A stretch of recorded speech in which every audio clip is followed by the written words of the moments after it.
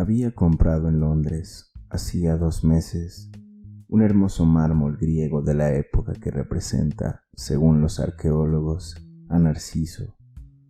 Sabiendo que 2 días antes, Freud había cumplido 70 años, pues nació en el 6 de mayo de 1856, le envié la estatua como regalo con una carta de homenaje al descubridor del narcisismo. Este regalo bien escogido me valió una invitación del patriarca del psicoanálisis. Vuelvo ahora de su casa y quiero notar de inmediato lo esencial de la conversación.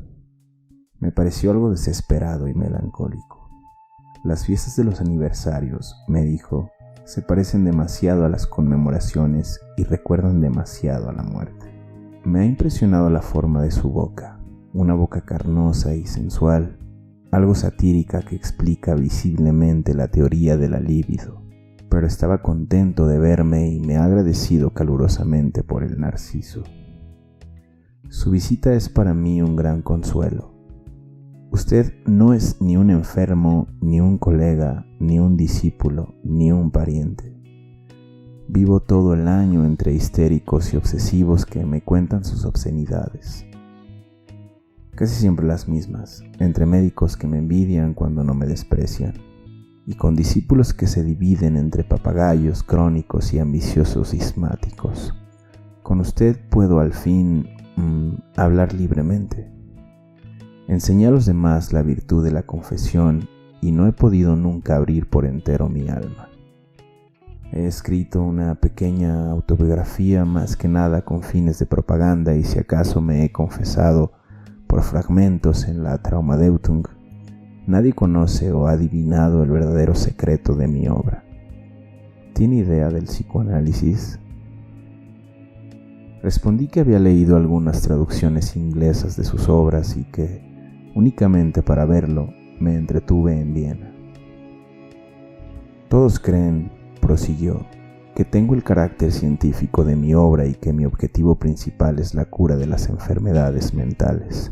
Es un enorme malentendido que ha durado muchos años y que no he logrado disipar. Soy un científico por necesidad, no por vocación. Mi verdadera naturaleza es la del artista. Mi héroe secreto ha sido siempre desde la juventud, Goethe. Hubiera querido en aquel entonces convertirme en un poeta y toda la vida he deseado siempre escribir novelas.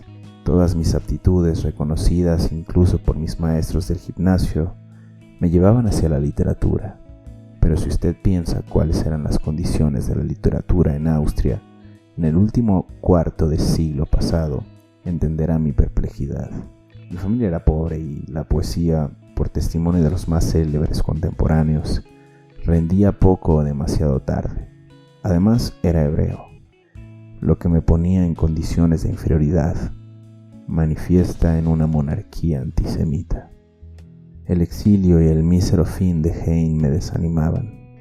Escogí siempre bajo la influencia de Goethe las ciencias de la naturaleza, pero mi temperamento permanecía romántico.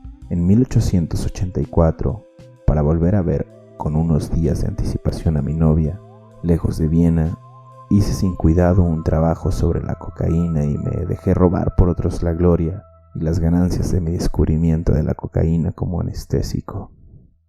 En 1885 y 86 viví en París. En 1889 estuve algún tiempo en Annecy.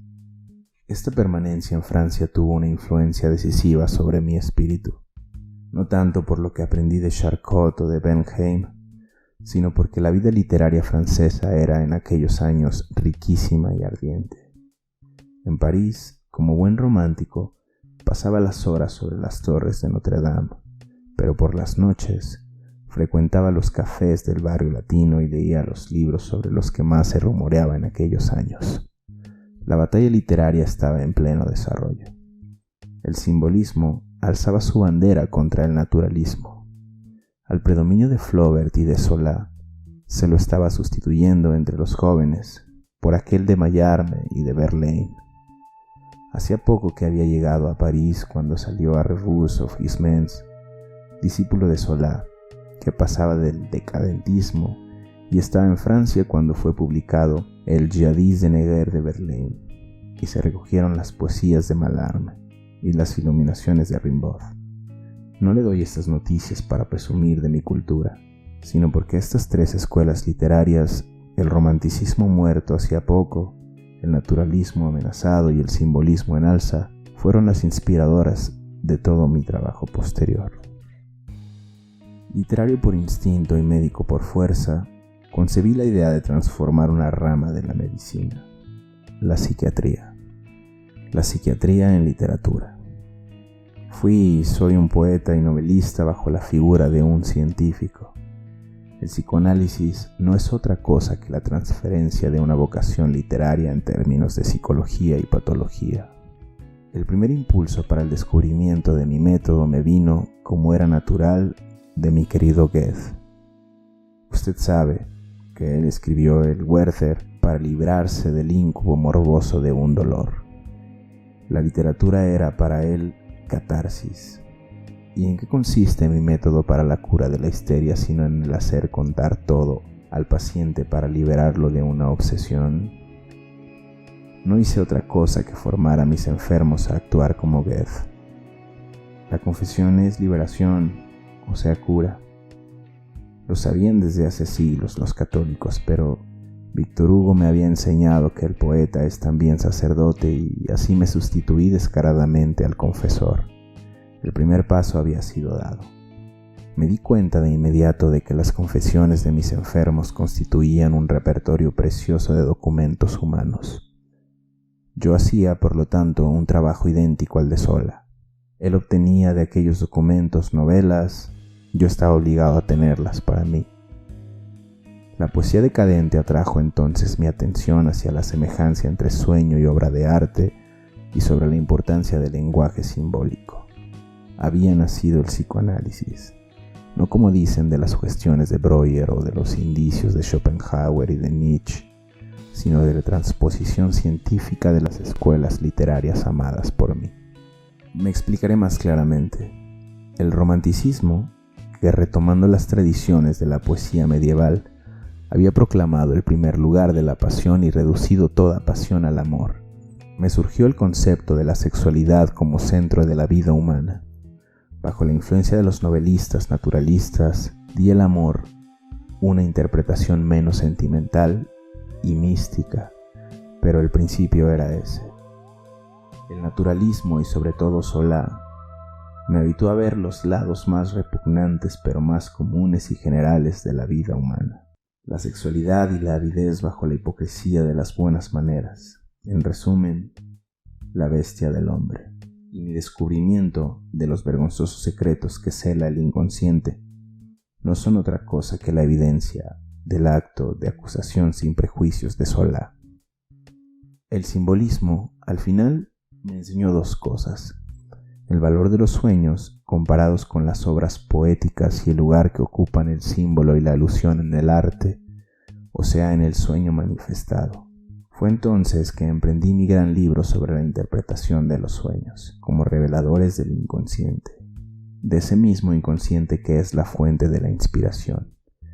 Aprendí de los simbolistas que cada poeta debe crear su lenguaje y yo he creado de hecho el lenguaje simbólico de los sueños, el idioma onírico. Para completar el cuadro de mis fuentes literarias, agregué que los estudios clásicos, cumplidos por mí como el primero de la clase, me surgieron los mitos de Edipo y de Narciso. Me enseñaron con Platón que el estro, o sea el fluir del inconsciente, es el fundamento de la vida espiritual y al final con Artemídoro que cada fantasía nocturna tiene su recóndito significado. Que mi cultura sea esencialmente literaria lo prueban abundantemente mis citas de Goethe, de Grillparzer, de Heine y de otros poetas. La forma de mi espíritu está encauzada hacia el ensayo, a la palabra, a lo dramático, y no tiene nada de rigidez pedante y técnica del verdadero científico. Y existe una prueba irrefutable. En todos los países donde ha penetrado el psicoanálisis, este ha sido comprendido y aplicado mejor por los escritores y los artistas que por los médicos. Mis libros, de hecho, se parecen bastante más a obras de imaginación que a tratados de patología.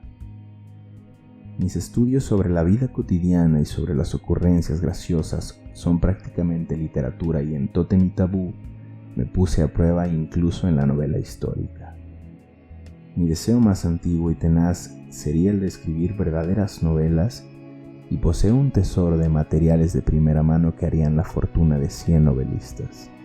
Pero temo que ya sea demasiado tarde. De cualquier modo, he sabido vencer por una vía alterna mi destino y he alcanzado mi sueño. Permanecer literato y a pesar de hacer en apariencia el médico. En todos los grandes científicos existe la levadura de la fantasía, madre de las intuiciones geniales, pero nadie se ha propuesto, como yo, traducir en teorías científicas las inspiraciones transportadas en jerga científica. Las tres mayores escuelas literarias del siglo XIX, Heine, Zola, Mallarmé, se reúnen en mí bajo el patronato de mi viejo Goethe. Nadie se ha dado cuenta de ese misterio obvio y no lo hubiera revelado a nadie si no hubiese tenido la óptima idea de regalarme la estatua de Narciso. La conversación en este punto se desvió. Hablamos de América, de Keyserling e incluso de las costumbres de las vienesas, pero la única cosa que vale la pena conservar en papel es la que he escrito ya. En el momento de despedirme de Freud, me recomendó silencio en torno a su confesión. Usted no es escritor ni periodista, por fortuna, y estoy seguro de que no divulgará mi secreto. Lo tranquilicé y, con sinceridad, estos apuntes no están destinados a la imprenta.